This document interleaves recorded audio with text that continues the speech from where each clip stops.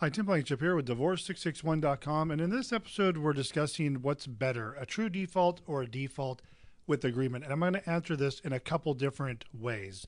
First of all, I'll tell you that with a default with agreement, which simply means no response is filed, and we do that often to save on court fees.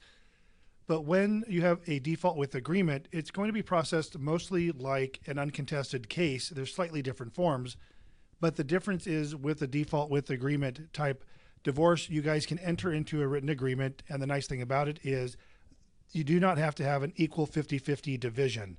Now, with a true default, a couple of things will occur. First of all, if you have community property, the courts will require most of the time that all the property be divided 50-50, whether or not that might be fair or not.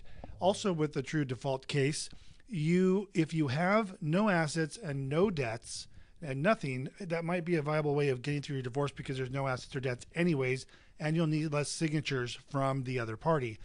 Now, if you are the party being defaulted, so you are the respondent and you are not going to file a response and you're going to allow the other party to finalize the case, just know that as it says in the summons, the petitioner will get what they asked for in the petition.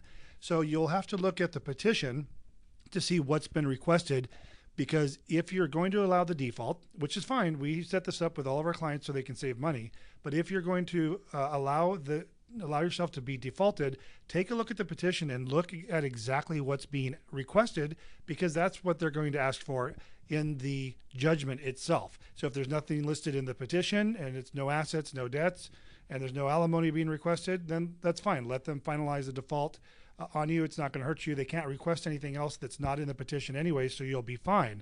But if there are assets and debts listed on the petition, but it's not determined how they're to be divided, you're not going to know how it's being divided until you get your judgment. And at that point, it's going to be too late. So in my opinion, it's always easier to do a default with agreement. You're involved, you know, you're going to get a chance to sign and review the judgment and know exactly what is being submitted to the court, so there's no surprises. And it's not going to cost you any money anyways, because you can do this without filing the response. Tim Blankenship, Divorce661.com. Hope you're having a great day. We'll talk to you soon.